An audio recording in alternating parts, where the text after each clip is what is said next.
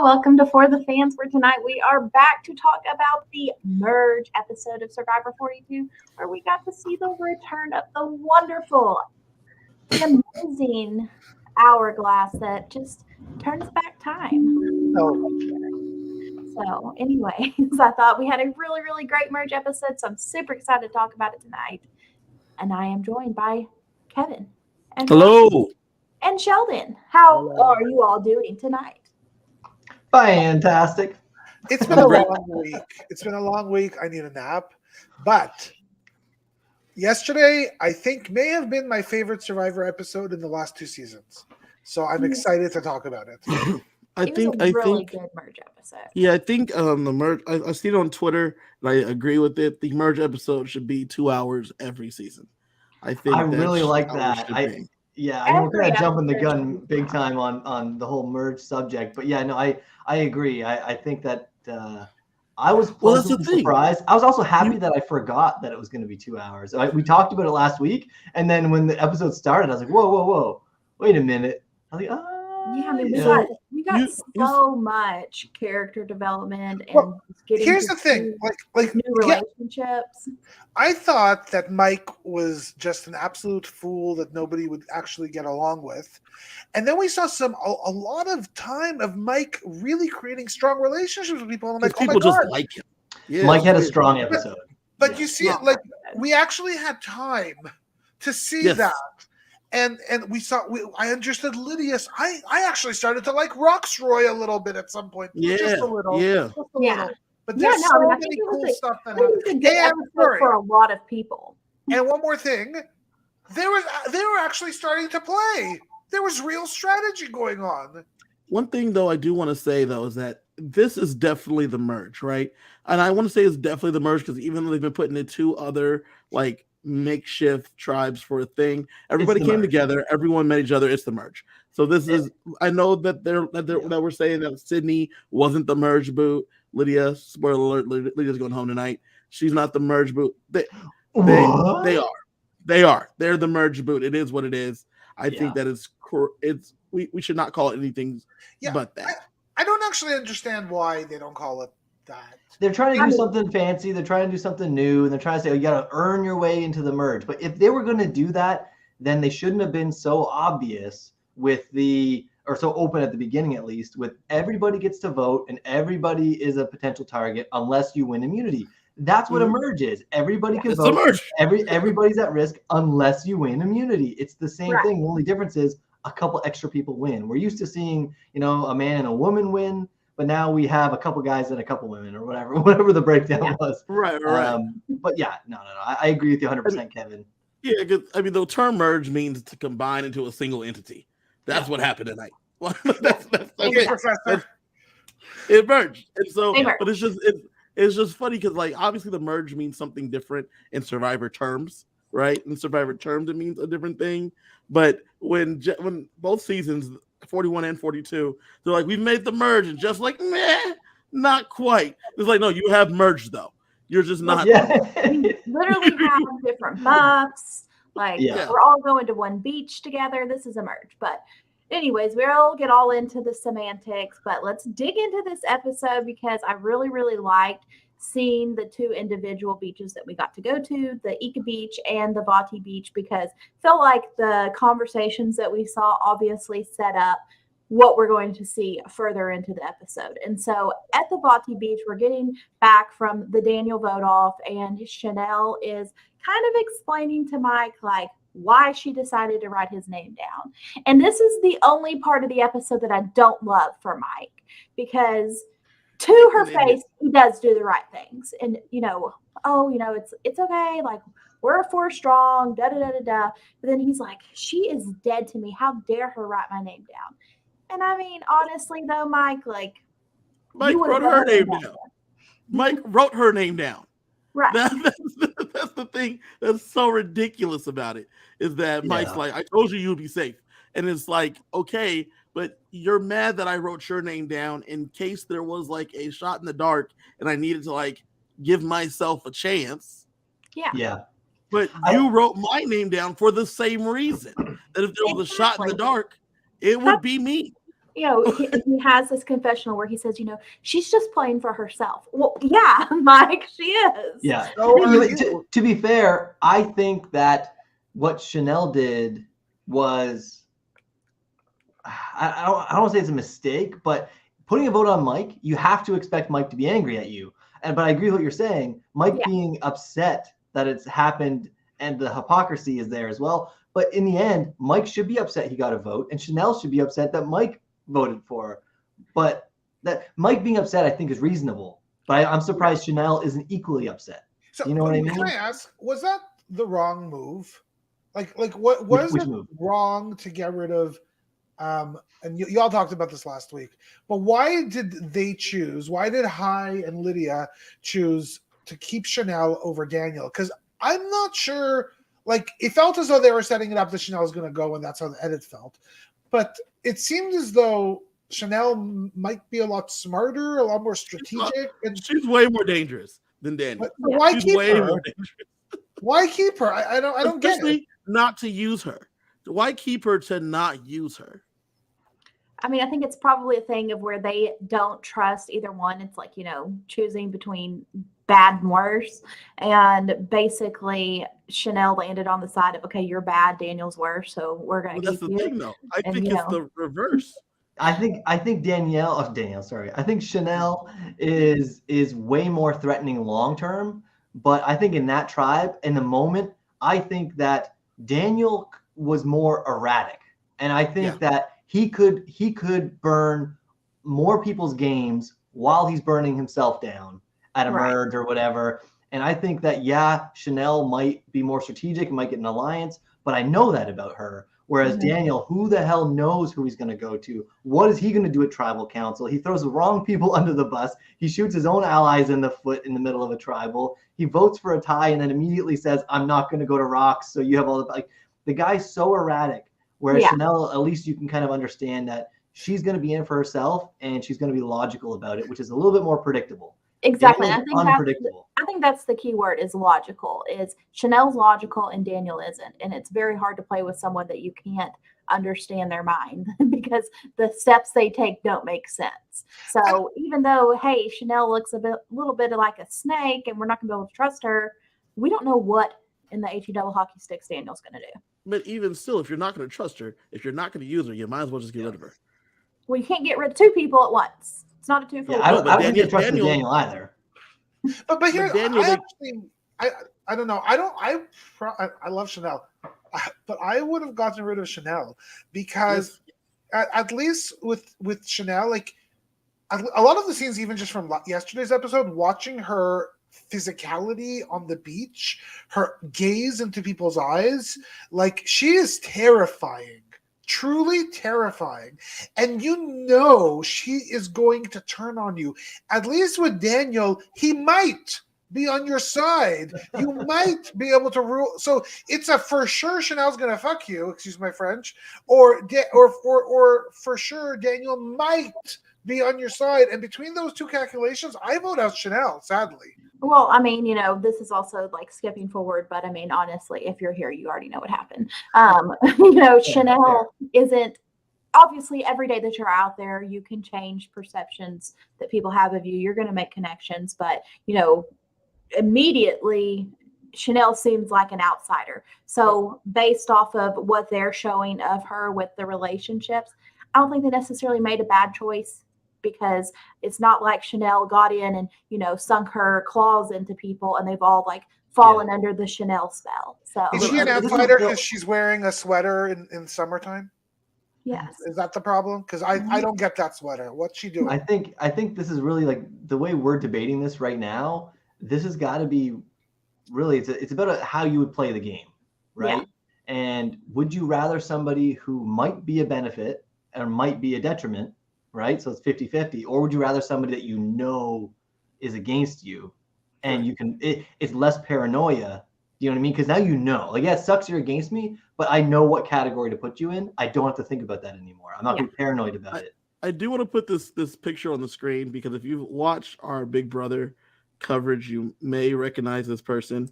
But sitting here with Chanel is one person that we know and Josh, because apparently they played an org together.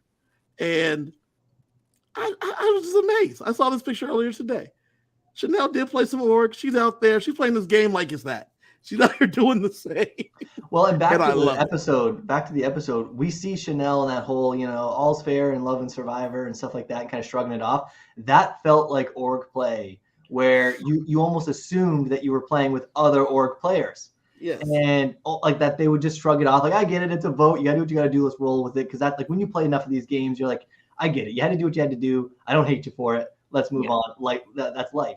But Mike's like, whoa, you just voted for me. And I'm not an org player. I'm taking that personally. Even crazier, Robbie, is that Chanel's like, hey, Mike, hey, it is what it is. I voted for you. You voted for me. Let's keep it pushing. Let's all come together because, who knows what comes next. Let's get unified. And Mike's like you just said, no. You voted for me. That wasn't supposed to be a part of the plan. Yeah. The plan was supposed to go, I vote you. Everyone else votes Daniel. If Daniel plays a shot in the dark, you go home. That's how the plan was written out to me. So great episode for Mike. Don't love this moment, but moving on from the Vati Beach, because there's so much to talk about in this next one. And this is the Ika Beach. And we're going to get to see our girl Tori putting in some work on Roxroy. And she wants to know what happened at the summit. Like, I want you to tell me. And I feel like there has kind of been this question swirling around this season about, were they able to tell them exactly what happened? Because we never saw the story of, oh, hey, we took this journey and then we had a decision to make. They never have showed that. And so I don't think that they were able to verbatim tell them what to expect. And so Tori's just trying to get some information, and Roxroy is shutting her down. Tori was the most annoying person to Roxroy on that beach. And watching her follow him around and ask a ton of, because Kiley, you're saying that they weren't able to tell everything. I think they are able to tell everything, because when Lydia goes, she's like, this is exactly how what's her face told him, the one that went home. Yeah. You're right. Lydia did say that. Though. Yeah. This is exactly how she told them. So I think Jenny. So I think they are able to tell, but because I think they showed it last season because of how tough it was for JD to tell the story. This time I think everyone's just believed everyone as they've come back. There's been no lying and no questioning it deeply where it affected the story. So we haven't seen it. But watching Tori badger Roxroy and Roxroy tell her to her face, I'm not going to tell you. I'm not telling anybody. I'm not telling anyone what happened. I didn't tell Drea. I didn't tell Romeo, and I like them. So I'm not telling you. But I mean, you mentioned last season, right? How I'm going to mention that. We had Rick Devens on here last season to talk about an episode where Shan asked Ricard for her advantage back.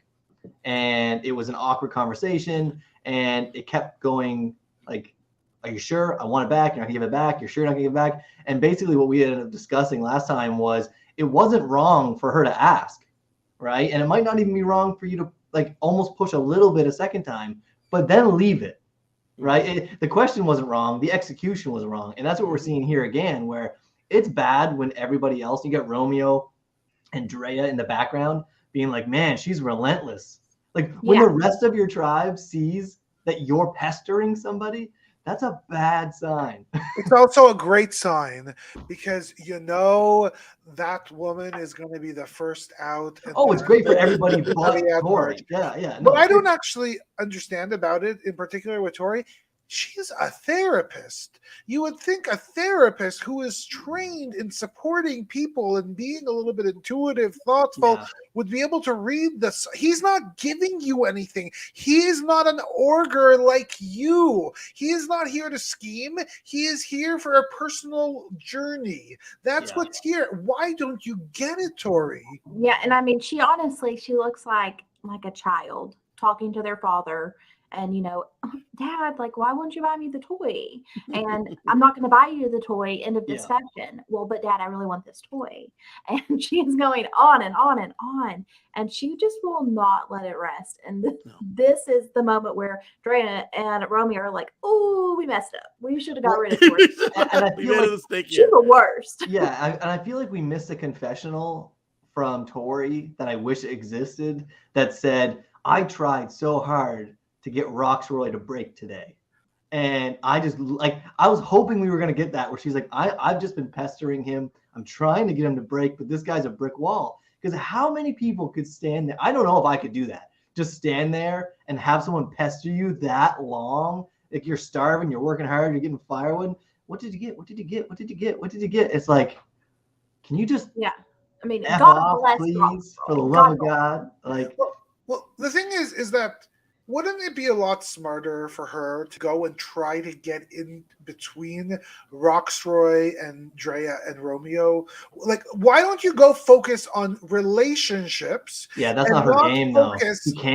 She can't. Everybody she tries to get close to goes out next, right? Like we saw it with Swathy. We saw it with Zach. Like, whoever she's even close to, she's just like, how can I manipulate this person and burn them to the ground? And on top of that, like Tori just doesn't fit in with these three. She just doesn't. Is Tori? We didn't see much of Tori with other people post merge or fake merge or whatever the heck it was. But I don't know who she fits in with, and I hate to say that against the person. She fits in with Chanel. She needs to be with Chanel, and I've been waiting for that duo to come together ever since I played Pro Survivor with Chanel. Oh, Sheldon too. Sheldon was there too. I was there too. I was. Well, yeah, and I just think Tori is extremely abrasive. And a couple weeks ago, I compared her to Angelina. I threw that out there. I believe it was on here. And I had somebody else message me last night, and they were like, does Tori remind you of Angelina? I was like, yes, I've been saying it. You nailed that. You nailed that. Just like her. Except that Angelina's I was gonna say she's not as good as Angelina though. Right. I hate watching Angelina play, but I love that Angelina's there. Right, That's exactly. the difference. I love Angelina, and honestly, like Tori is. I mean, I don't want to talk badly about people, but Tori's the worst. Listen. Tori's not really the worst, right? She's literally the worst. Tori is not getting a great edit, and Tori also is not with the best people for her personality type. That's really what it is. I think that if you watch Tori, because in the scenes, like when she later on, I'm gonna talk about it. She has good scenes and a little bit of good strategy when she was no longer the obvious person going home. She's also doing good moves if it worked with the different type of people. Her move of talking to Roxroy and giving Drea's information to try to turn on her is a good move if it's not Roxroy. Right? I if it's somebody else, strongly disagree with you. And we're going to get into mommy, daddy, it's okay. Everything will be fine. We're going to get more into everything that Tori does, but her scene at the merge feast, terrible for her. And then we also see her make this just kind of offhanded comment to Jonathan of like, yeah, I'd kind of like for you to go because you're the one standing in the way of me winning more immunity challenges.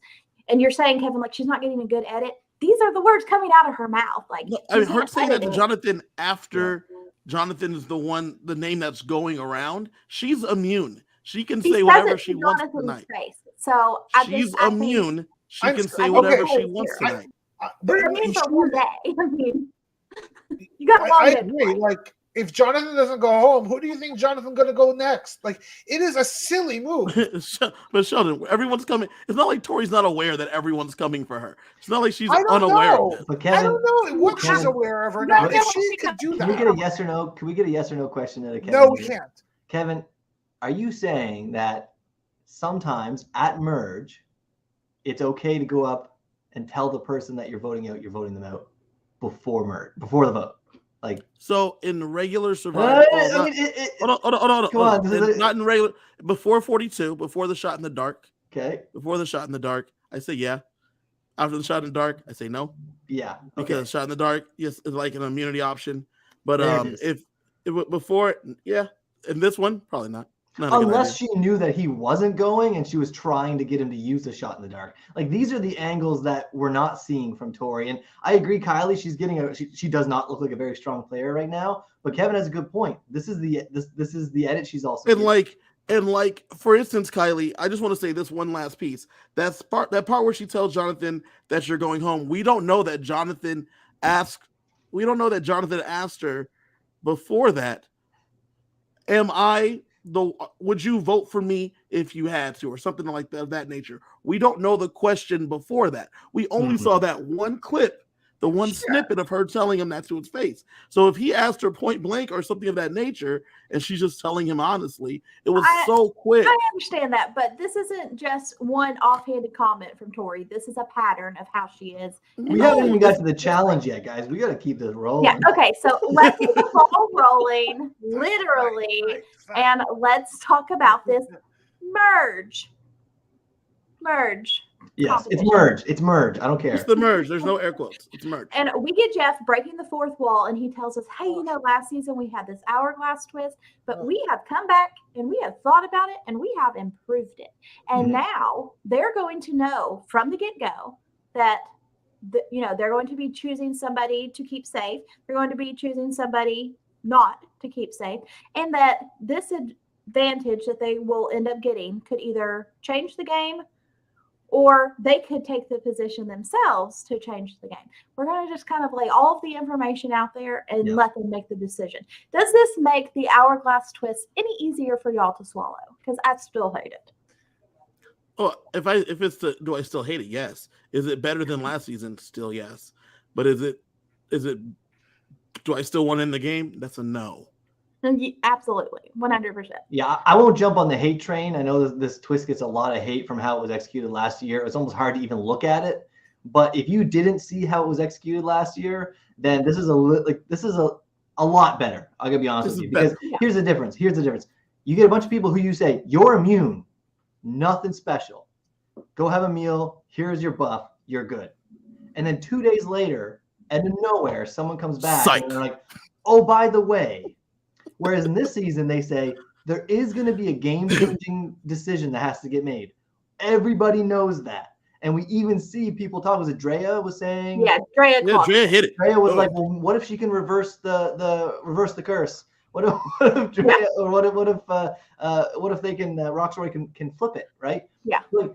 So that's proofs in the pudding. If they could put it together, then that's a better way to execute it. My problem with it is not calling it merge. Just call it merge. And if they call this merge and a bunch of you are immune, I don't think people would be as offended about losing immunity, because it you made merge, and I don't know. I also don't know why they don't just put the person on the jury. Why can't we just be at merge and put the person on the jury? Yeah, I agree. Sydney and Lydia, there's no reason they shouldn't have been on the jury, but whatever. Yeah, and if I was Roxroy, I would have smashed that thing the second I saw it with a hammer. I wouldn't have even waited for the instructions. I would have been like, what is this? Hammer? Smash. Now what?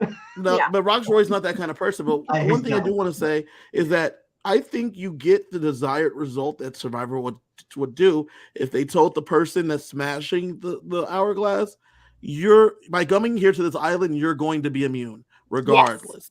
Yes. And if you tell them they're immune 100%. To begin with, I think we get people actually considering maybe hitting it, maybe not hitting it, seeing and deciding that way. Because if you're telling me that if I hit this thing, I'm safe, if I don't hit this thing, I'm not safe, this is dumb. 1 in 6 chance of going home. Seriously? Yeah, I'm going to pick my own safety. But if you say, hey, you're already safe.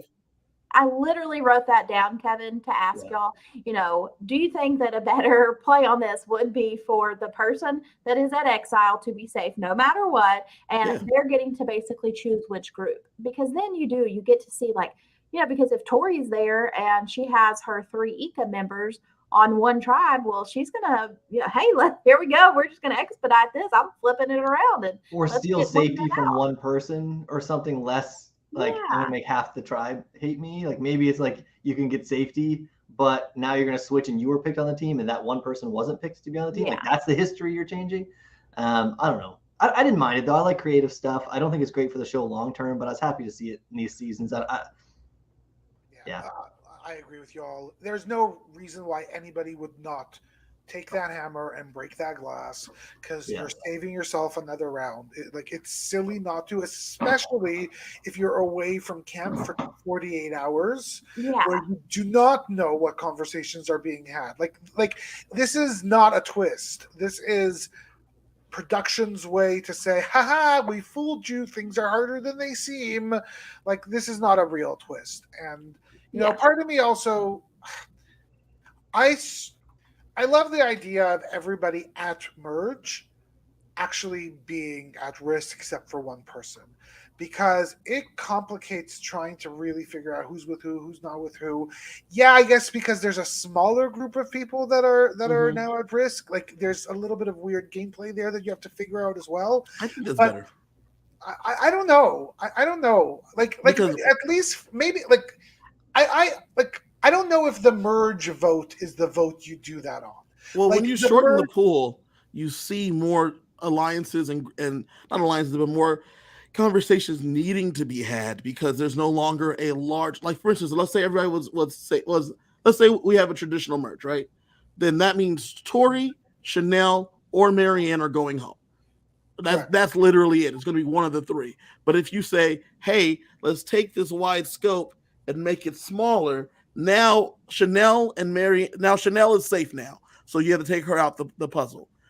Before getting to any challenges, it's a much smaller group. When it's on the other side, you have it here, it's even smaller. Only Chanel is at risk. So I like the idea of like making you have to make other decisions. Yeah, I love the small group that they have to choose from to get to vote. But that isn't the mechanism of how we get there. But isn't then then let's not merge yet. Like, maybe there's too many people to merge. Maybe it's a swap twist of some sort. Like a one world swap. Everybody's living at the same beach. I'll disagree though. I'll disagree that, like, I said the same thing last year. I think there are plenty of scenarios where people wouldn't do it. I think there are times where if you had all of your allies safe, right? Like, let's say, because it's a rock draw, right? We're not talking your tribe or whatever. This is a rock draw. If you had 2 or 3 ride or die folks, and so let's take it. Okay, let's take where you're at right there. Let's take where you're at right there. So let's say they're not going to vote you out. Let's say the other group won, right? Not Jonathan's group. The other group already won. So do you think Roxroy, because Drea's safe, Romeo's safe in that situation? Roxroy is an old school Survivor player. Those are the two he's riding with. Yeah. There's a strong chance that I think Roxroy does not smash it.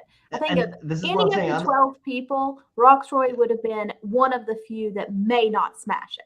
I agree with that point, Carly. But I don't know how you don't smash it and literally risk a chance of losing $1 million.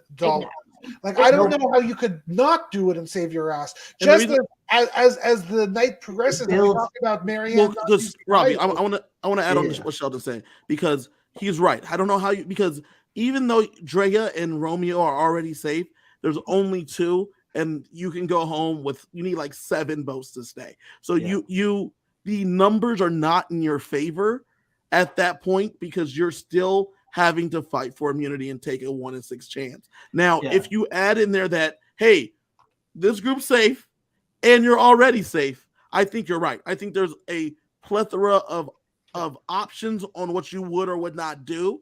But I think that if you are at risk and you say, hey, you got to smash this thing and you're safe, I don't know how many people. Right? And you can throw a whole bunch of angles on that. Like, for example, if we were all getting our love letters, right, from home, or if we were all getting family members coming, but I won some twist and I could say, I could be immune tonight and all your loved ones go home right now, or none of you get letters and I'm immune. Like, when you make decisions like that, I get it. Oh, it's safety. I'm going to pick it. But that's a huge, you can put a target in the back, right? Same thing. Not the right. And and only that, if you tell people I had the option to pick safety, I was forced to make a choice. Not I had the option, whatever. I was forced to make a choice between being safe or screwing with everything, and I chose just, whoever won deserved to win.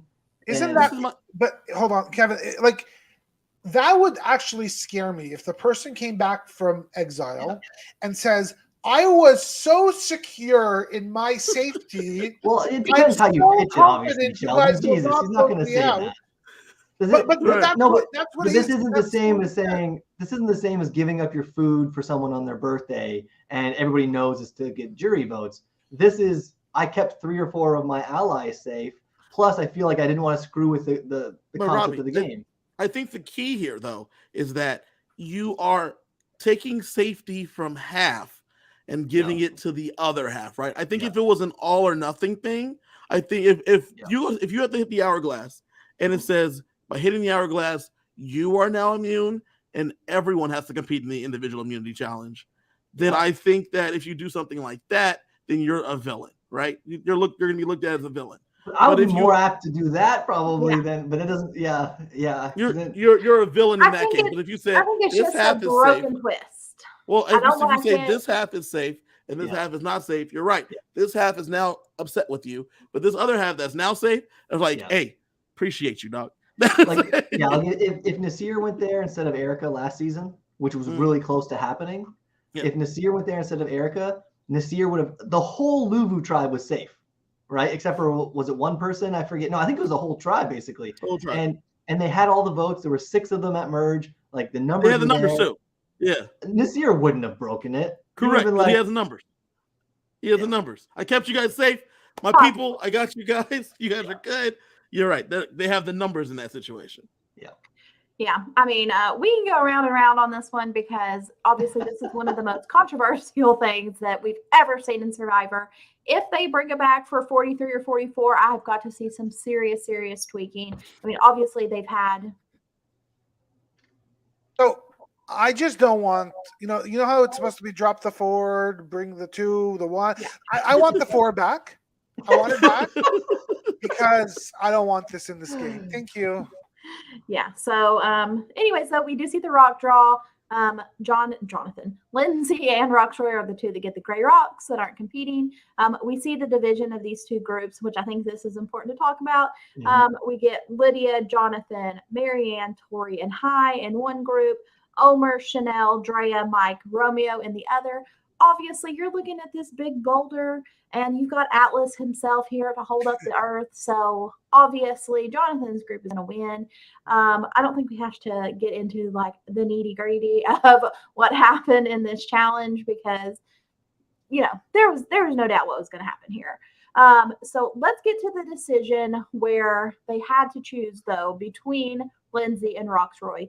Did y'all think that there was any chance that it was going to be Lindsay that they sent? Or do you think all along it was going to be Roxroy? It was all along. Tori's on the winning tribe. Jonathan is on the winning tribe. And so is Omar. It was always going to be Lindsay saved. It was always going to be Roxroy going. Now, let's get into another little debate about this hair twist that we have. Did any of them make the wrong decision in themselves not going to? Tori did. Lydia did. Tori, I think Tori and Chanel did. Because they knew this was a game-changing twist, and they both know. Well, neither did Lydia. Lydia did. Tori did. Lydia and Tori could have chosen because they were on the tribe. I don't think Lydia made the wrong one. Sorry. Yeah. Tori made the wrong choice. Tori should have switched it with Roxroy because Tori doesn't have any allies. But Tori's you're saying give up safety. You're saying give up safety at that point, right? Give away immunity because when you go there, they know. Right at that point, you'd be giving up immunity. You're right. You're right, Robbie. No one made the wrong choice. But now, how? Let's play that through for 10 seconds. Oh my God. Tori gives it up. Okay. Yeah. Saves Roxroy. Puts Roxroy in that headspace of like, she just saved me. Maybe I'm reading her wrong. I don't know. Tori goes to the island. Fucks Roxroy by smashing it. Gets safety back. Joins the other side. Roxroy's like, she saved me. Screws all the Taku people that are on that. Get 3 Taku on that tribe. Taku.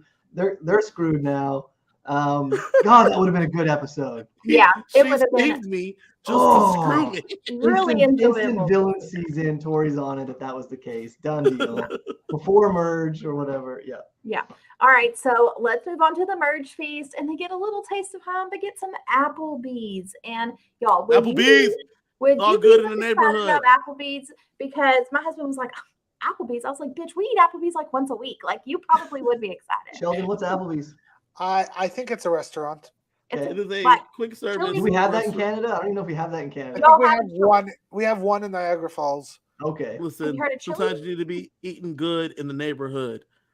That's what it's you just got to like do. a generic It's a sit Kelsey. down, not It's fast Kelsey. food, but It's not like a nice. Swiss chalet. Is that kind of? It's like Kelsey's. Okay. Yeah. It's Kelsey's. You Canadians. Listen, it's wings. I don't care. If I was out there, I would. Oh man, I would almost give up a hidden immunity idol if you give me a plate of wings. It's for food. Applebee's is a Oh my solid- god. But Applebee's hold is a on. solid place to eat. Like, they're not great, they're not terrible, but I like Excuse- Applebee's fine. But hold on, if I don't have get it. In 12 days, I'm gonna be excited to get some Applebee's. Like, yeah, you're excited, but you got Jonathan, who we got limes coming out from the ceiling from Roxroy. We got squid and octopi. And we got fish. I don't know. He's probably gonna go Sheldon, kill some deer. We don't all know that they've been eating good. They don't know that how Jonathan works yet.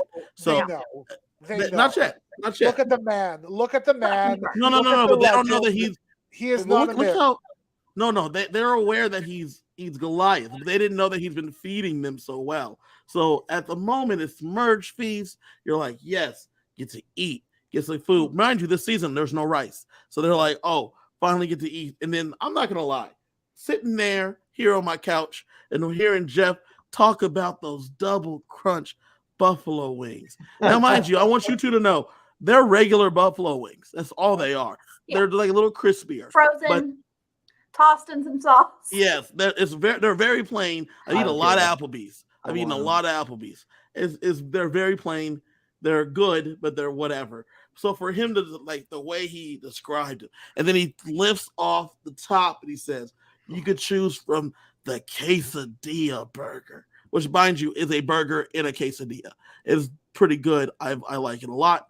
Then they say, or the Whiskey River barbecue bacon burger, which is just a bacon. It's a bacon cheeseburger with barbecue sauce, or the classic bacon burger.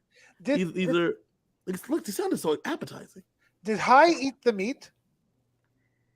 Yes, I think so. He did, absolutely. I remember seeing him sinking his teeth into it. Hai has put his veganism on a fast for the next 29 days. He's made the right decision. Okay, but let's actually get to this merge feast. And this is where we get Tori spilling the beans. And she lays it all out there. She spills all of Ika's secrets. Yep. About the only thing she doesn't do that's at least shown is she does not tell about Dre's advantages, but that may be the only thing she kept to herself.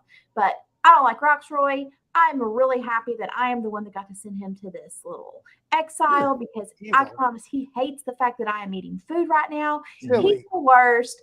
And they're all probably like, damn, this girl is crazy because we're sitting here trying. Yes, they are. I think this is Tori's best play of the game. Yes, Robbie, thank you. Best play of the game. Kylie, hush. Robbie, go ahead. Don't hush, Kylie. Let me finish. And, we are sitting here. We are trying to get to know each other. We are trying to enjoy our food. Yes, you want to start, like nitpicking, getting some information. And Tori has thrown it out here on a platter for you. Like they feasted on the food and they feasted on the tea of Ika. And this is Tori's, like, nobody is ever going to work with Tori. Robbie, go. Okay. Robbie, go. Here's why you're wrong, Kylie. So here's the thing. Not only do they not know anything about that tribe, other than the fact that they've been competing and just hating them as the enemy, quote unquote. Now you don't see Tori as part of that hated enemy. You look at her as a weak, almost injured animal that needs saving. Okay. On top of that, you are at your happiest high of the entire season. You just won immunity. You just made merge. You're eating food. You are in the greatest mood ever. And now you have a new ally Because you know damn well when you make merge, the first thing you're worried about is numbers. Who can we pull? Who can we get to vote with us? And all of a sudden, that stress and anxiety is leaving your body because now you have an answer. It's Tori. We got her. We can pull her in. And Tori doesn't have a single What ally did Tori gain now from this? Everybody in that group now knows that Tori's Nobody's available. working with Tori. I'm saying, Kylie, let Robbie finish. Let Robbie finish. Immunity, Tori is getting voted off. Robbie, keep going. Hey, if you're looking at the end game and comparing that to what she did right now in this scene, what I'm saying is in this scene, she made the most of what she could do. Option A, you sit there and eat and nobody knows anything about you. Option B, you bond and you show that you don't have the power, you don't have the agency, and you get closer to everybody else in that tribe. On top of all this, hold on, Sheldon. On top of all this, she has no allies on her original tribe. No one likes her. She is looking for any kind of a crack.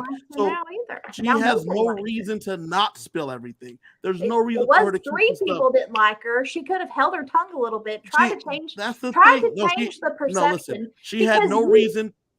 She had no reason to keep her cards. Romeo and Roxroy and Dre are going to say about you, so you don't. Which is why I have to beat them to the punch. This is why I have to beat them to the punch. In this episode, you see people kill Chanel's reputation. To work with you, right? Nobody wants to work with Tori. In this episode, you see people kill Chanel's reputation, and how does it work? Because they go to people, and they're the first ones to say anything about Chanel. Negative about Chanel. Okay, by Tori going and almost prefacing it, she cut their legs out from under them, because now when anybody from that Ika tribe comes up to somebody and says, "Oh, Tori's this, Tori's that," well, now they're going to be thinking, "Well, no wonder you think that, because you push her on the bottom. She's the first one to go." Like, you put doubt into their mind because now she's already brought it up. It's not new information. Okay, but once again, my question comes back to Robbie and Kevin. I'm not going to prison, so Kylie wins. Who did Tori pick up? Can I get in here? Yeah, I'm getting in here. I actually think both of you, or all three of you, are right. My problem with Tori isn't that her strategic gut is wrong. I think the idea of spilling the beans is the only move Tori has. Yes. My problem is her execution. I think it's done in such a non-tactful manner, and that she doesn't actually leverage her information to build a single real deep relationship. So if the person, whomever he or she was that was sitting beside her, she would have started whispering and telling him or her everything, and said the exact same message, that story would have gone along everywhere and was the absolute right move, and she would have won something. But she left there spilling the beans, yes, acting weak, but not actually creating any real relationships that are probably gonna take her anywhere. So I'll give you that, Sheldon, that maybe the execution could have been better, but the move she did was the right move. The right move. I don't disagree. I don't disagree that the execution could have been more refined. I agree 100% with Sheldon. Maybe I didn't say it right. This is a Marianne and Drea tribal council situation. Kylie's like, well, if it doesn't come out in the end, it was a bad move. It's like, when Adam asked to play the symbol, the fleur-de-lis or whatever it was on the podium, it didn't work. It was a bad move. It was a genius move. You tried. You got to try it. You got to do it. Try it. Sheldon, no, I think you're correct. It was a terrible move because she didn't improve her game. I'm done with you saying it's a terrible move. Sheldon, I think you're correct. The execution was poor. The execution was poor, but it was the only move she had. Standing up for Tori says something, okay? So, because it hasn't been easy to do this season, but it's a really interesting question that we probably should not go into. But to me, execution is part of the move. So you need to nail both. Like I think her strategy, her thought process, was bang on. Right. But just like her thought process to try to figure out what the heck Roxroy is trying to tell her, what happened to Roxroy, again, bang on. She just doesn't know how to do it effectively. She lacks tact. She's a sledgehammer, right? That's Yes. Nothing soft about it. All right, let's move on from this merge feast disaster for Tori, and let's talk about the non-winners and what they, these connections that we're making. We can just kind of get into all of these new relationships that we're seeing, and we see Drea link up with Mike, and they talk about their idols. And hey, I know you got one, I got one. Marianne has one. We got to look out for each other. And I think this is kind of like where we're really seeing Mike start to put in some work, and we're seeing these connections he's making. And I loved how Drea was like, give me a second, guys. I need to have the idol people meeting real fast. Give me a second. And then as she's talking to them, Hi and Lindsay's like, we need you over here. I'll be over there for the amulet conversation in a minute. Give me 1 second. So let me finish this idol conversation. Sounds good. All right, guys, I'll be right back. Amulet conversation. Great idea. Oh, extra votes. I hear you guys. I'll be over there in a minute. Extra votes. Just give me a second. Yeah. Finishing up with the amulets. And then went over there for the extra votes. Survivor Rich. Survivor Rich. So one of the things that I have not liked about Drea so far, and this sounds really horrible, is her dry, unemotional personality. I find her extremely hard to like, but there are moments where she smiles, and I feel like I've been given a star in grade 2 class, and I'm like, oh my god, I love her. She's finally here, and I don't know, she's been growing on me the last few weeks. Next episode is going to be fire, I think, for Drea. Based on the preview of next episode, I think that we're going to see a lot more of that. And I hope so. But I agree with Sheldon. When she was sitting with Mike, it was very monotone, very factual. But you know what? It worked. It seemed real. And it was like a business meeting. It was just, here's the facts. Here's how we can be an alliance. Here's how my company can benefit your company if we work together. Does it make sense? All of Dre's conversations are business meetings. Very transactional. Very transactional. Exactly. And all of them seem to work because she has that's who she is as a personality. So it's like, hey, this is what we're doing. This is what I got. This is what we're working with. Yeah. And does that sound good to you? Okay, sounds good. Let's keep it. And moving. I think that the thing about it is even though it may not be like your cup of tea necessarily, like who you want to watch on television, I think it's authentic. And I think people pick up on that because, you know, Drea is not Marianne. And if Drea comes with you with Marianne energy, it's not going to be authentic or real. And vice versa. If Marianne tries to tone it all back, that's not her authentic self either. And so I think ultimately people do respond well when you're authentic. Yeah. Mm-hmm. Fair. So let's talk about the amulet. Wait, did we all just agree? Did we all just agree on that? We did. Wow.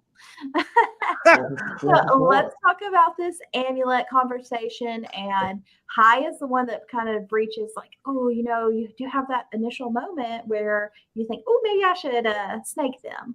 And I was really shocked that I know all three of them thought it, but Hai is the one that voiced it. And so do you think that, you know, this is a little bit of foreshadowing? No, I think that I don't think they're going to attempt to take each other out with it, but they're not going to try to stop it. Yeah. I think that they'll be like, it's happening. So it's, you know, it's so who is it? It's Hai, Lindsay, and Drea.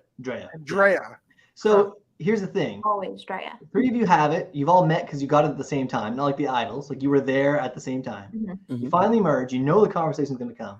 What else do you say? Right. What else do you say? I've been thinking about this for 18 days. You're obviously going to say, we should work together. It'll get more powerful when we need it. I got your back. Don't worry about it. Yada, yada, yada. And one of the three of them is going to believe it, at least. And I think that's kind of the confessional that we got. And I wouldn't be surprised if, you know, in the background, it was the complete opposite, where like, I'm going to burn them as fast as I possibly can. But to me, the question is, they're all going to burn each other. Like they have no choice. Well, and let's not pretend they don't have the power other than Hai, who's done really well, you know, when it comes to manipulating. Individually, a lot of them aren't going to swing it, right? It's going to happen anyway. We're talking 3 out of 11, right? Well, but one of them is going to go here. I like that 2 of the 3, Drea and Hai, do probably have that killer instinct. I don't know if Lindsay does. Lindsay seems, you know, very loyal, very nice. But I think Drea and Hai, like if the opportunity comes and hey, I can sail you down the ship with your third of the amulet, that's great for me. Can we also talk like this also had a few confessionals from Hai where I sensed some serious winner edit. Yeah. Hai's a great player. Serious winner edit. Yeah. I mean, I feel like Hai is one of the front runners for sure. But I think there's some other really, really strong contenders. Even though, by the way, things didn't go his way. yesterday, and he voted for. But he voted the right way, though. He voted the right way, but Right. it didn't go his way. Omar won the day. Yeah. Anyways, we'll get there though. We get to see Mike and Jonathan's connection, and we all know I'm a huge Jonathan fan, and I think that he once again does really well for himself in this merge situation, because he is finding people that, even though he is the most incredible specimen to have ever played Survivor, he's finding people that are okay working with that. And I think that is, whether it's the luck of the draw or, he stumbled upon the crew that is willing to work with him. But I think it's kind of the same situation as Drea. I think Jonathan's just a really genuine person, and people are kind of drawn to him. And so even though he's got this extreme athletic prowess, people are not just necessarily out to get him, except for Romeo. Actually, I want to speak to that. Because the people, we see a 8-person alliance get formed, right? Because the heads of each tribal, if you will, each tribe come together, and Jonathan says, "Hey, look, I got Omar and I got Lindsay," and then Drea's like, "Well, I got Roxroy, so that's 5. Like, that's 5 right there. Mike, what you got going on?" And Mike's like, "Me, hi, Lindsay, that's 3. Let's run with it. Let's just run with these numbers right here." And Lydia, yeah. And by them saying here, that's how they're able to keep each other, the big, strong people, safe, because they're looking at the safety in numbers and insulating themselves, because the 3 of them are considered the strongest on their tribes. Yeah. Objectively, right? Yeah, that's a really good point. The 3 of them coming together, because you mentioned Jonathan and Mike's relationship, Mike and Drea's relationship individually, Jonathan and Drea, they're like, hey, let's just bring other strong people like Roxroy, which is why I think a Romeo gets left out, because they're looking at strength, and Roxroy has strength. It's a shield alliance. Bring in Roxroy. The shield alliance. There you go. Yeah. Agents of S.H.I.E.L.D. and Survivor here. It's like AOS. That's what they do, because by bringing them all together outside of Lydia, who's not considered the strength, you brought in all the strength. And then I think Chanel's strength, but Chanel can't be trusted. So they brought all the strength they could find and said, let's run with this, which is why I think Jonathan can go far in this particular season, because they pulled the strength together, which I thought was interesting. Yeah. But we did see Jonathan's name going around at some point, right? It wasn't all clean and pretty and easy. But we'll get to it, but it wasn't by them. That's the point. Yeah, so we more connections that we see. We do see Mike and Omer once again, just really, really impressed with Mike. He is one of the people that I think we all got a really, really bad read on pregame, and he's my number 1 pick. So you guys, are you talking Omer or are you talking Mike? Mike. Okay, yeah, Mike was my number 1 pick, so I'm not, no bad read. Yeah, I definitely did not see this coming from Mike. So impressed with him. He's quickly become one of my favorites. Really, really rooting for him. Omer is another one. I don't think any of us were super high on Omer, and he is also fantastic. Yep. Obviously, we're going to get really into Omer here in a little while. And we also get a conversation between Romeo and Hai. And we get a confessional from Romeo. He talks about, basically that he has a lot of respect for Hai, because Hai is very authentic to himself and he's not afraid to show himself. And, Romeo isn't fully out to all of his family members. And this is something that he has struggled with. And he has a really personal conversation with Hai. And, it's good to see conversations that happen that have no impact on the game, because this is a real conversation, a real moment between these 2 people, but then they're not working together. Yeah, I think that was a human edit for Romeo, on Romeo's behalf. I don't think it's going to play. If Hai's able to vote Lydia out here, he'll vote anybody out. Lydia was his closest ally in this game, and one conversation is not going to make 2 people the closest friends in the world. But I think when you're in production and you see somebody like Romeo kind of bare his soul in a moment like this, there's no way you're not putting that in the episode. Yeah. But I'm not sure. It's only fair to Romeo if he's going to give you that. to treat him well with it. So I agree that Hai would vote out Romeo. I'm not as certain that Romeo would vote out Hai. I think Romeo was really that's fair. Yeah, I don't disagree with that. So I actually think there might be some long-term strategic impacts from just this one conversation. I hate when people say that though. Why?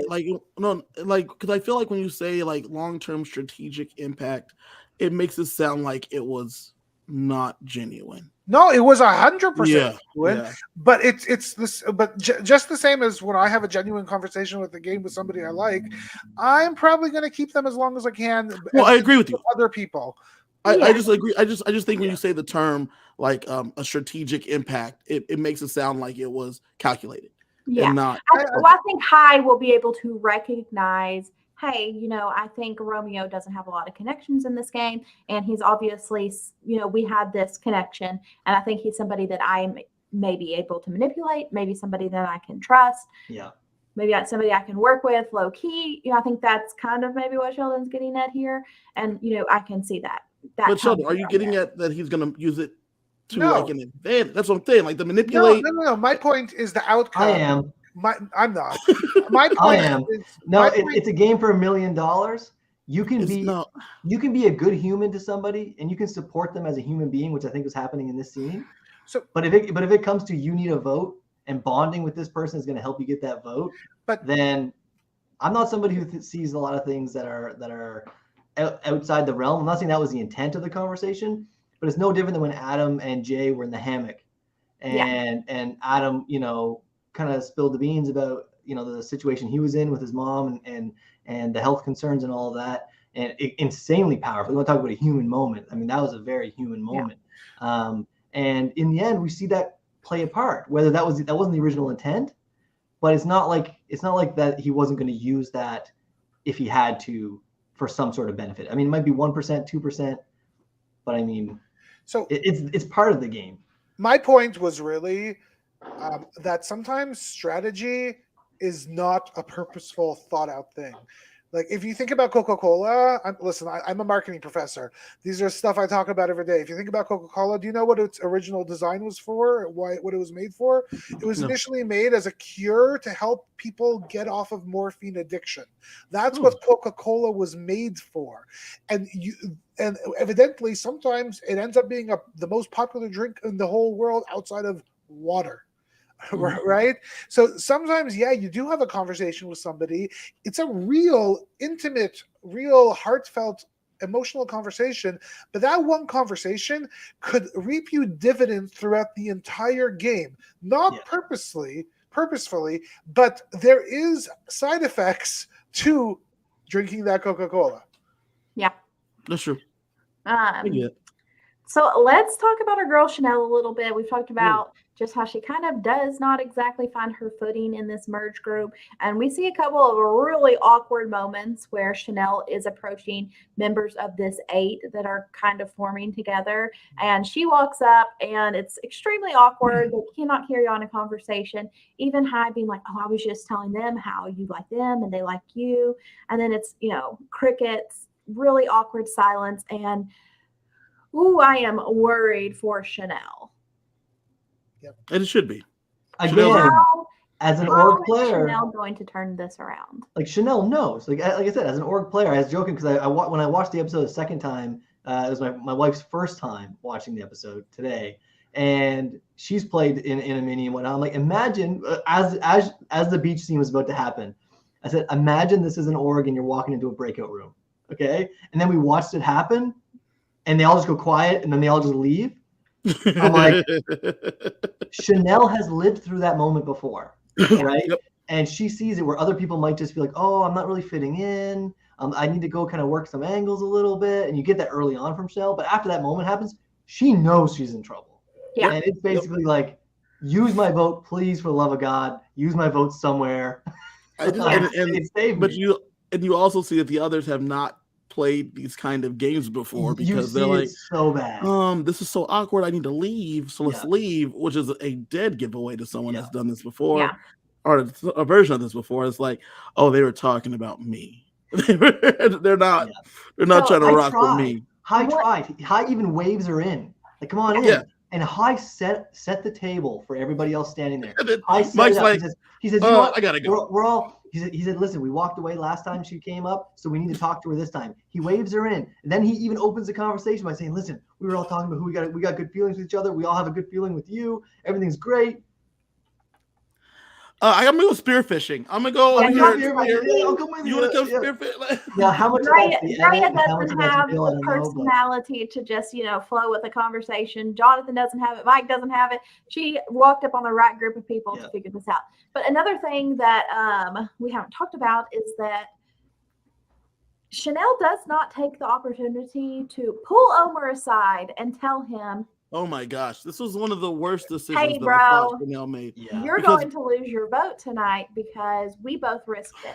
And Omar finds out that he doesn't have a vote from other people, basically. Omar should have never found that out from someone else. That should have been something that Chanel said to him as soon as she had the opportunity, because she needs friends. She has no friends. She knows that she has no friends. And even if she had friends, right?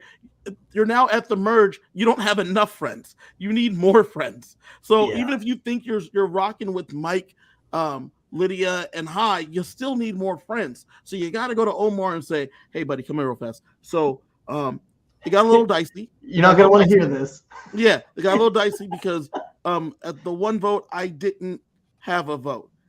And the only way I could not have a vote is if you also don't have a vote. Sorry, please don't hate me.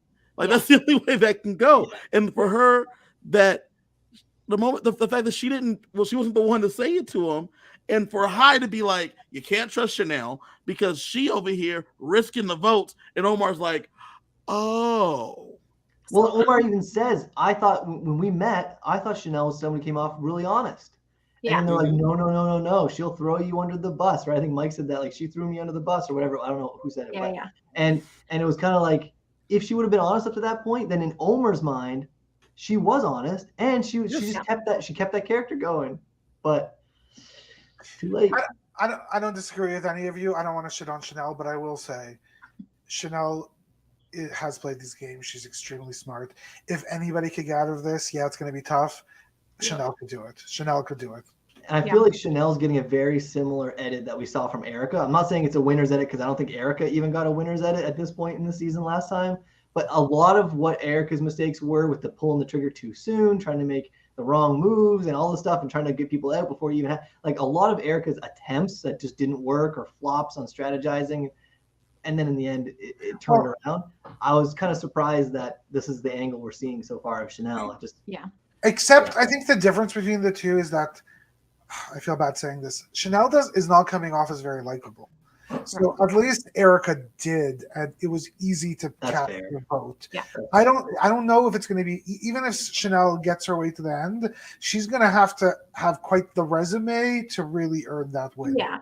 And I mean, obviously Erica's in a different position than Chanel in the merge episode, but I feel like the merge episode is where we see the turn for Erica because she has that moment where, everybody thinks that I'm the lamb, but I'm here to play like a lion.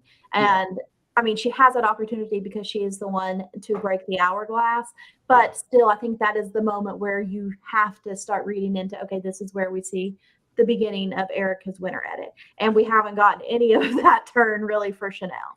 But speaking of hourglass, let's talk about Roxroy at Exile. I'm kind of with you, Sheldon. We get to see another side of Roxroy, and I actually really like this side of Roxroy. Well, can we first start off? Sorry to interrupt, Kylie. He came in there and he started building right away, and it was just the same way at the beginning of the season that he was barking orders to everybody else on the tribe. He was barking orders to himself. That's how this experience started. I don't even think he's necessarily barking orders here. I think here we're getting him explaining things, and we're really getting to see what drives Roxroy.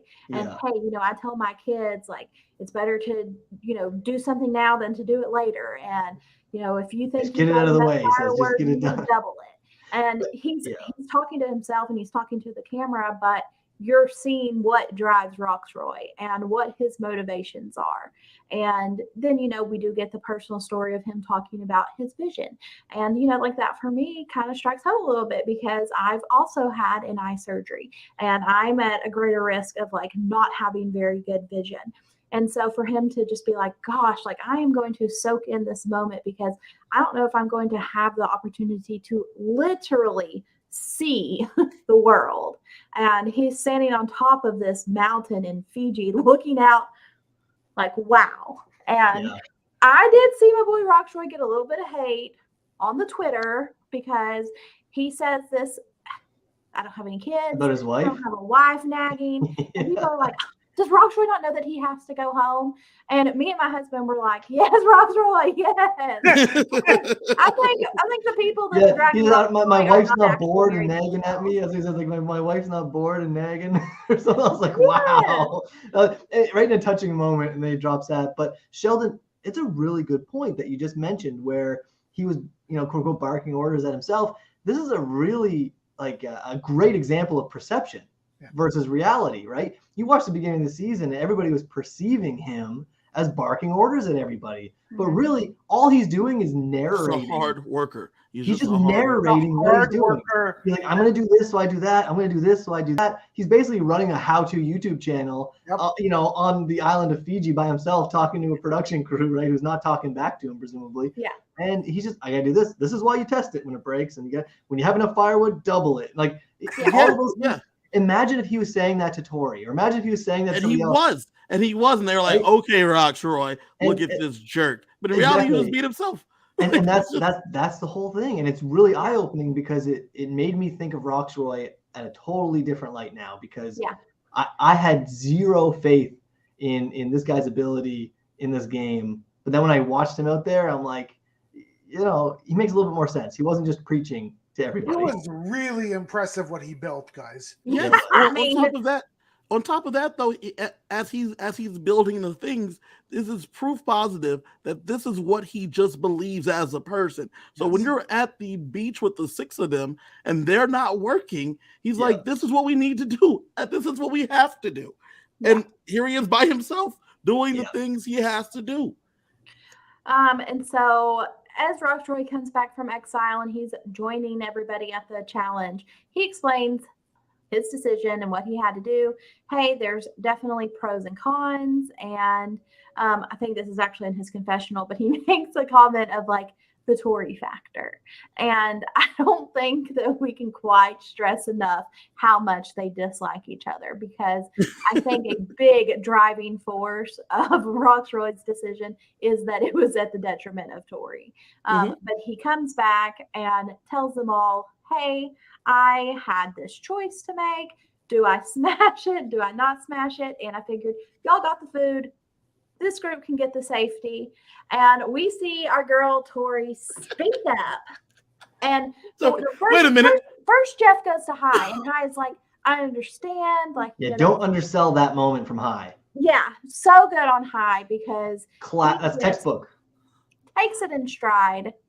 And then we get to Tori. Rocksroy, I sent you over there to get an advantage for you.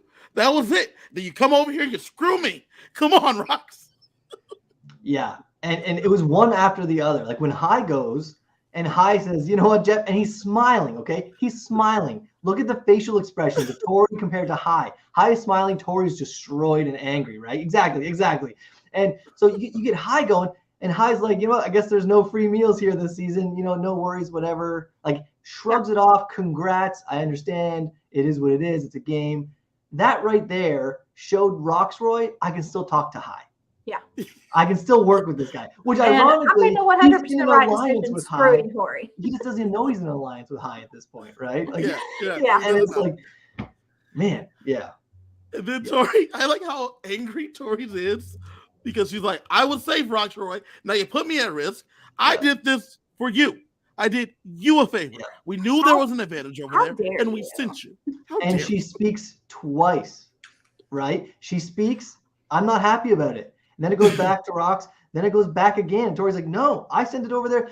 Like, when you had that half a second to be like, oh my God. And you see even Mike is like, man, she's burying herself. And like, when you feel like, read the room, right? Read the room. And you feel it, at least at the end, be like, but I understand and I respect. Just say, I respect your decision. No. Like, just throw that out there. But you're like, she can't. They hate each other. She can't do it. But it's not even hate each other, Kevin. Yeah. She doesn't have that ability as a human. Yeah. And Kiley, you talked earlier about how it didn't do her any favors at the merge feast. I think moments like this is why. Because now everyone's looking, and at the merge feast, you're saying, I'm the weak link here. They're all coming after me. Help me. But then you show up to this way, and now everybody's thinking, oh, now I get it. Better move right here is to literally say, of course he did it to screw me. Then it makes everything you said at the merge feast even more, drive it home even more. But instead, you trying to pretend like you did this as a favor to Rocksroy. Yeah, and you can even look say ridiculous. It literally, Kevin. Like, you know what? Since the beginning, I've been on the bottom with Rox. I don't know what he has against me. I shouldn't be surprised if this happened. Right. She's not Tori. She's not capable of this. Right. Like, I mean, y'all are thinking from a completely strategic place. Tori is not. Well, not even strategic. The emotional place. They have it out for each other. So if you even genuinely feel like he did it to screw me, then people are going to be like, oh man, this is real messed up. This Rox guy, it keeps coming for poor little Tori here. Can I just say one thing about Rocksroy, that sort of that whole going away and coming back thing? I will predict Rocksroy is in the final 3. And the reason I predict that is because Rocksroy is the perfect ally. Mm-hmm. Nobody will ever want to vote him out, because if you are on Rocksroy's side and Rocksroy is on your side, you're good. You don't have to think. He will ride for you. He is a vote forever. He will tell you anything anybody tells you. He is the perfect ally. Yeah. Think about that alliance now. You got a guy like Mike. You got somebody like High, who literally was willing to go to Rox. Yep. You got Jonathan, who seems to be incredibly honest with his allies. Lindsay, same. You got a Rocksroy. I mean, your only dangers in that group are maybe High and Omar to go, and Omar. Are the only schemers. Drea is really the biggest. Drea is out for herself. She's out to win. May I also suggest that based on the cast, I think that jury management is more important than ever, because I think people are going to be extremely emotional if they get voted out really poorly, and will not give the right strategic winner their due if they ruin their game with disrespect. I think you got to drag Tori to the end. At all costs. All right. So we get to see the immunity challenge, and Tori secures her immunity. She will make the merge. She will not be voted off. It is going to be one of Marianne, Jonathan, Lindsay, Lydia, or High. And, this is interesting because we have obviously seen 4 of these 5 people come together in an alliance together. And so the obvious choice looks like, oh gosh, we're going to lose little Marianne here. And I knew you were jumping for joy. I am not jumping for joy. You're excited. Because we have a little wrinkle in this, because Marianne has an immunity idol. Mm-hmm. And so back to the beach to strategize. And the very first name that gets thrown out is Jonathan. And Jonathan makes the most sense. No, Jonathan, you're panicking. Jonathan makes the most sense in this situation, right? Because though Marianne is who we want to go, we can't, because she has an idol. She's trying to make merge just like everybody else. That's how you get paid. I don't know if you guys know. That's how you get paid in this show. Is that once you get there, you get like a stipend for making it to the merge portion of the thing. You get a little bit of extra money. Same thing with Big Brother. That's why everyone worries about making jury, because that's where you get paid. So you're like, cool, I need to try to make merge. So I'm trying to get to the merge. Marianne may use her idol to keep herself safe. So it only makes sense to go for the person that is the most physically imposing. And this is our chance. But the problem is that Romeo is talking to Tori, saying like, hey, this is opportunity. We've got to get Jonathan out. And they take it to people that Jonathan is working with. And one of the people that is approached early in this plan is Lindsay. And Lindsay's like, yeah, Jonathan is this big threat, but he sucks at puzzles. He's not strategic. What about Marianne? And Lindsay takes that opportunity, just pushes little Marianne under the bus. And if somebody's going to get sacrificed here, Lindsay doesn't want it to be her, number one, Jonathan. She wants it to be Marianne. And so this Marianne idea gets thrown around a little bit. And Omar is like, oh, hey, that's fine. Like, I don't have a vote. I'm safe. Like, I don't really have anything to strategize about. And then he kind of has a light bulb moment of, wait, why can't I still play this game? Why can't I still strategize? And Omer's like, why would I be on board? The only names that are getting thrown out here are people from my tribe. Like, why? Why should I just be okay and just let this happen? You know what would be a better plan? Lydia. It would be. It would be, yes. Omer played this like this is his third time playing the game. Not even like it's his second time. He went out there intentionally fishing, trying to get Lydia to say it. So who are you thinking? It sounds to me like you're leaning towards Jonathan. If you had to pick between these two, who would it be? And then all he has to do, she didn't say the name. She wouldn't say, yes, I'm going Jonathan.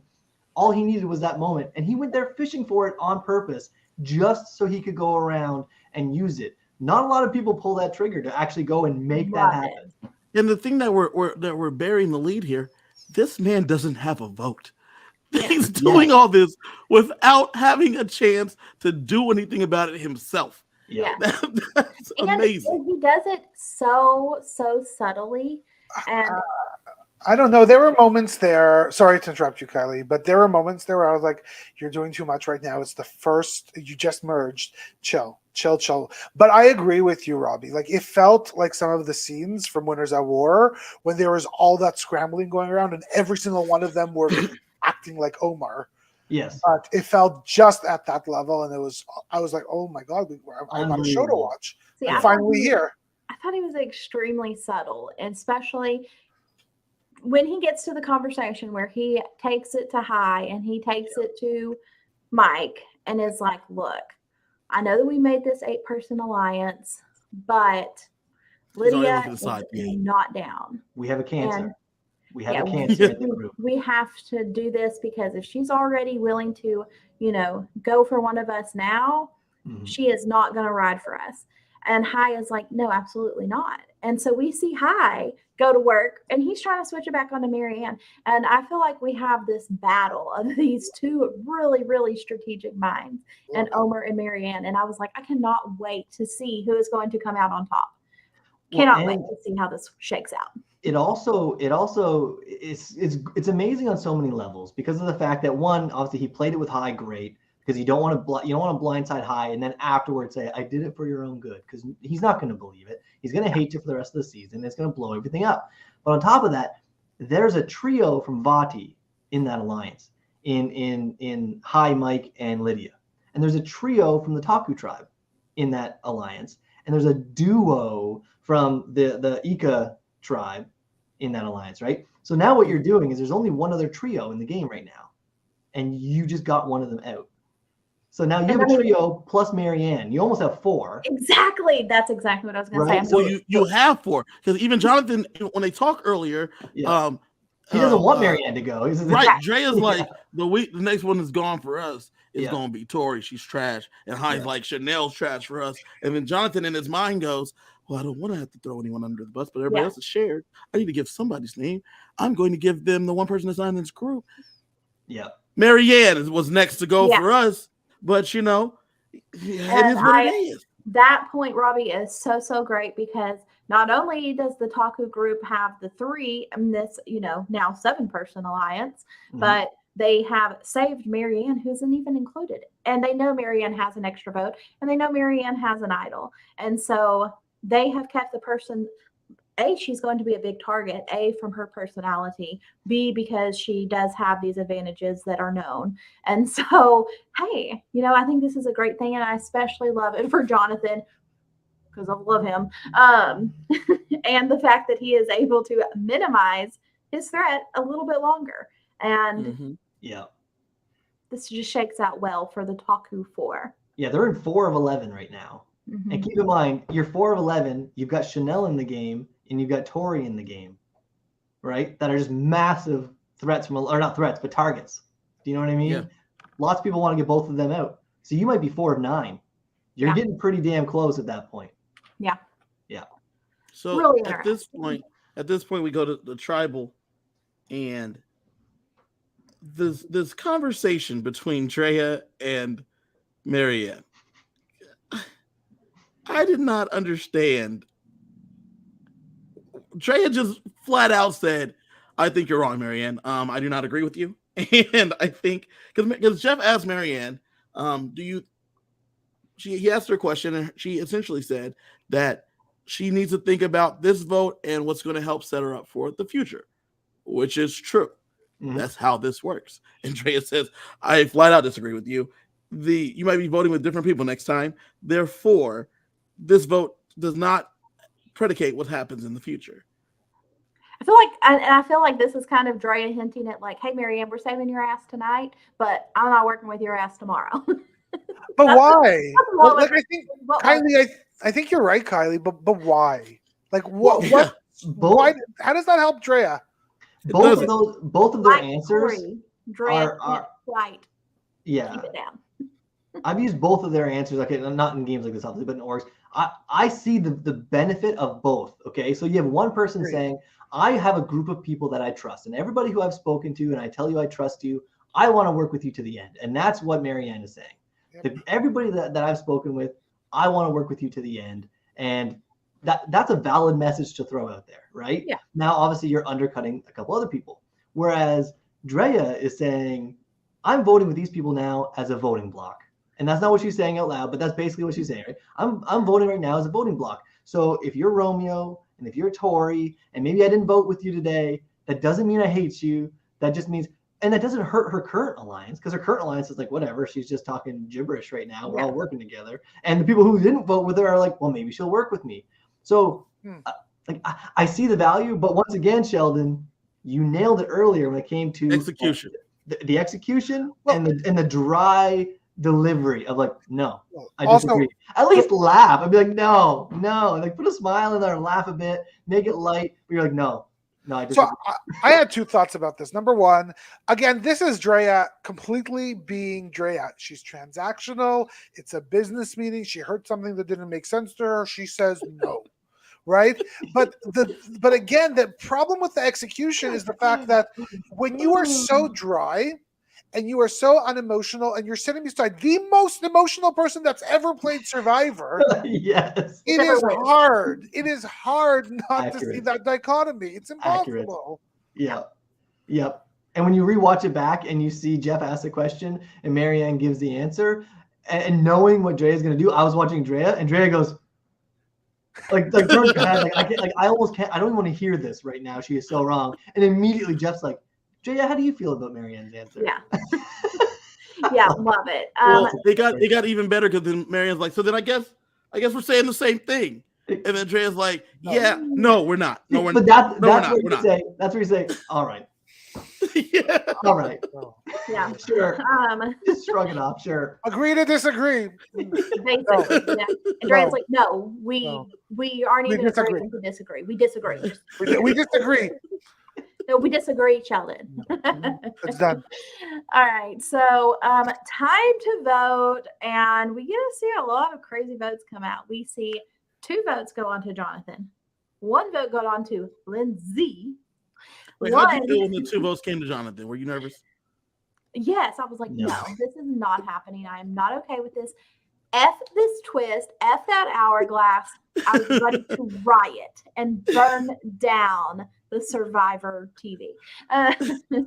What made me nervous is when Jonathan earlier in the tribal gave his, because we've seen this and I almost get frustrated with it because they've shown this same type of speech the last, I don't know, 2 or 3 seasons where someone gets their going home speech at tribal, like a foot in the mouth speech, where they say, if I get voted out tonight, I just want to know that I've left it all on the field. Yeah. I got here, I got to play my dream, whatever. And then they get voted out. And when Jonathan gave that speech, I'm like, oh. Yeah. But then when I saw his vote come up first, I was like, no, okay, he must be safe. Yeah. I don't know why it's wrong. I know statistically it probably makes no sense. But if I see your name come up first, I'm assuming you're safe because the show is all about flipping the script. So and the 2 Jonathan votes came from, I didn't write it down. Do y'all remember must have been Romeo. I didn't write it down. Romeo and Tori, I believe. I'm assuming Romeo and Tori. And we see the 1 Lindsay vote come from Lydia. We see 2 votes go on to Marianne from. Well, I'm pretty sure Rock's voted Lindsay. Okay. So the two Marianne votes were down Lindsay.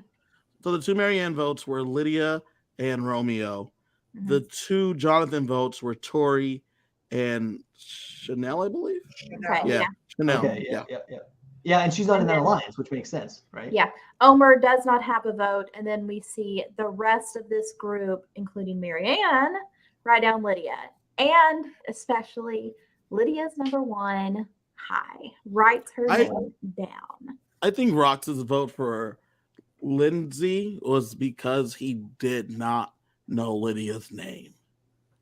Yeah. I think he thought it was Lindsay's name. Their names are very similar. He spells Lydia's Lindsay's name with like L-Y. L-Y.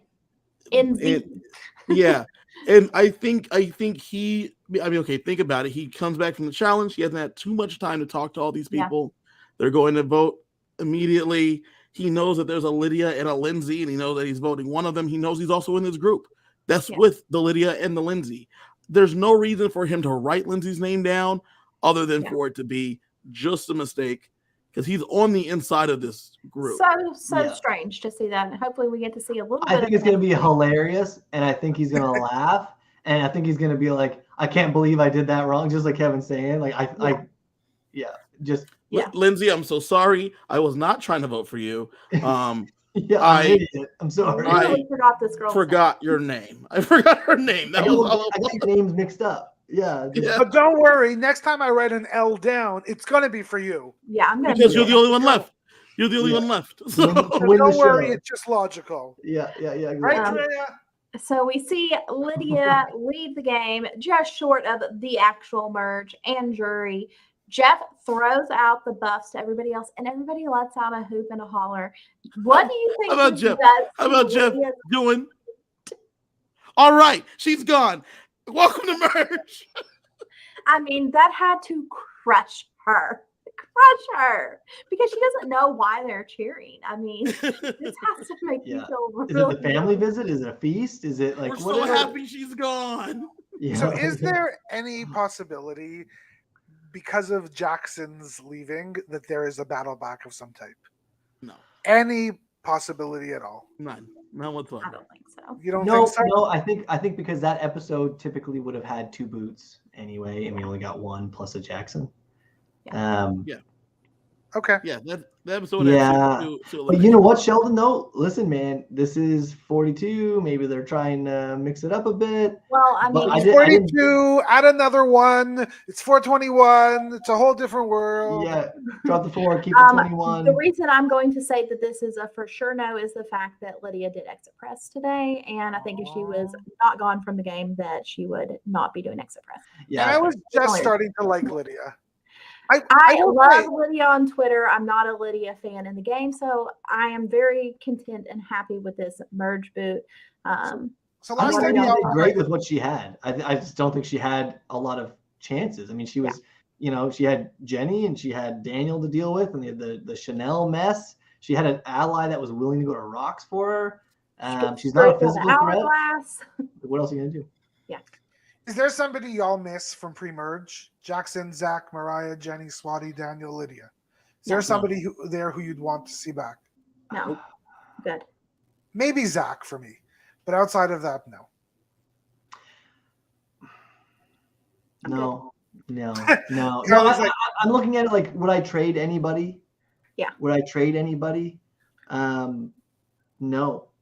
No, I don't think I would trade anybody. I would like to see. I would love to have known what they would be like at merge. Like Jenny, what she'd be like. Swathi, I'd love to see what Swathi was like at merge, just with the game strategy that she's got. But I wouldn't trade Swathi at this point. What we saw from her compared to what we're seeing from others. One episode ago, I would have said Roxroy. I would have traded Roxroy. Yeah. Now after this episode, I wouldn't say that. So we are officially at the merge. One of these 11 people will be the winner of Survivor 42. So right here, right now, who do you think is our winner? Kevin, who is your winner pick? Hi. Robbie, who is your winner pick? Oh my God. Mike. Sheldon, who is your winner pick? Oh God. Hi or Omar, and I will say Lindsay. Okay, you gotta pick one. You can literally pick. I love it. So really, my real winning pick is Omar, but I feel like it's going to be high. Okay. So I agree with all of y'all. I think all three of those have the possibility of winning, but I think if I have to pick one, I'm going to say Omer. I think that is the winner, but I can see High Mike winning. I think one of those three is going to be our winner. Really excited for this. I thought it was a great merge episode. I'm excited for next week. It looks like it's going to be a lot of scrambling, a lot of craziness. Anything else to add about tonight's episode? To me, I hope this is the beginning of the rest of the season actually being fantastic. I now feel a little bit connected to people, and I kind of, last time I guessed it on this pod, I said I don't like anybody. I'm starting to like people. So maybe there's some redemption. This was so important. This episode was so important because it gave them character and it gave you something to root for. I am now rooting for High. I am now rooting for Omar. I am now rooting for Roxroy. I am now rooting for Drea. It went from not caring about any of those people, any of them, to now really being invested in who they are. And I think it's interesting that we got a lot more character stuff from people last season. And then this season, even though it's the same cycle, they opted not to do that. But they should have, because this is what puts people invested. 42 minutes. 42 minutes is not enough. I think we're getting a lot more. I think my complaint, because we talked about this before on the podcast here, Kevin, where I was getting kind of frustrated with how they were cutting the way they were cutting to so many like at-home videos. Some people love it. I was on the other side of it. I thought it was overutilized, and I would rather them show it on the beach. And I think that's what we're seeing this season. We're seeing the Jonathan talking to Mike and talking about their life and all that stuff. We're seeing the Romeo chatting with High. I'm loving that. I'm loving the reality, but it's on the beach. It's not the post-production, let's go film a video at home stuff. It's more on the beach. But I mean, I think the unsung hero here is the short format. I think the fact that we have a shorter game, we've got the 3 tribes, all that stuff, but a shorter season. And yet we're still this season really seeing what I love about Survivor. We're getting the gameplay. We're getting the relationships, the personalities. I'm seeing what I love about Survivor in this season, which I didn't know if we would get it this fast in real days. And it's working. Well, to me, I think one of the reasons what is happening, Robbie, that you said, is that we're actually I lost my train of thought completely. I'm getting old, folks. The short format stuff, What did you say before? I was talking about the short format's a winner. And, no. The oh my God, I'm getting old. The videos. The reason why I don't think those videos work is very simply because those videos are almost biographical in nature. I am a mother, I am a therapist, I'm a whatever. The problem is they do not create the story of how being a mother, how being a therapist will help them win the game. When you see that conversation that Mike and Jonathan have, that is a direct influence on the strategy and the outcome of the game. It's not just empathy. It works. No, I don't care to know these strangers. This is just like the person I bumped into at the grocery store yesterday. You care to know them for a purpose, and that's why this works. Mike and Jonathan are the new JT and Steven. Let's see. I'm rooting for the country boy to win. No, I'm kidding. Bob said, obviously Kylie is in love with Jonathan. Every time she says his name, I take a shot of whiskey, and now I cannot stand up. I agree with Bob. Kylie, can you please get Jonathan's name out of your mouth? And no other parts of Jonathan either, please. She's married. Wow. Okay, so let's end on that note. All right, so Sheldon, what do you have coming up? I'm going to bed. I'm tired. It's been a week. But tomorrow, check us out for the fans on all of the great platforms, the YouTube, the Google Pod, all of them, when we will be covering BB Can 10. We just had a great veto competition, and this evening, about an hour and a half ago, somebody left the Big Brother Canada house. Find out who tomorrow, 8 p.m. during the podcast, when I won't be there, but some very cool people will, and maybe a few guest stars. Ooh, man. I think we need music for that, like some sort of like a sizzle reel or something to bam. All right. Robbie, anything to add? You know what? Nothing too much more than what we're doing here, except for the fact that the Toronto Maple Leafs will be in the playoffs here in a couple of weeks, and I am getting more and more excited about that. And you'll start seeing me rocking the Maple Leafs jerseys basically every time I am on the air because that is my team. And until they lose. Until they sadly lose and break. You know what? Until they no longer exist, I will be a fan of them. So me too. Yeah, no, but you know what? I'm excited for what's coming in the season. I'm excited for the next episode, and I'm really anxious to see what we see from all the drama that's going to come out of this vote. So, yep. Robbie, know who will not be in the NHL playoffs? The Vegas Golden Knights. They for the first time. You know? For the first time ever in their existence, they will not make the playoffs. Sadly. Boo-hoo! You've been so spoiled. All right, Kevin, what do you have coming up? Kylie basically just told us to shut up. Stop talking about hockey, she said. The Raptors are in the playoffs. First game on Saturday against Kiley. There we go. Another Toronto team. The Lakers are not in the playoffs, so once again, Kevin's still sad. One thing that I have going on is check out next week. We will have the Horse Sense podcast up on DCOM After Dark podcast. Check that out next week. Other than that, we're doing Big Brother Canada coverage. And I think Robbie is going to be covering a different show later on this season. What? Yeah, still working the details out. I'll drop that probably next week when we know more. But yes. What show? Well, we'll find out next week. Can you wait? We'll reveal all next week whenever we are back Thursday after the next episode of Survivor 42. So make sure you hit us with a thumbs up, drop us a comment, and tell us about where you fall in all of our little arguments because we like to have them. So we will see you guys next week. Bye, y'all. Happy Easter. Bye.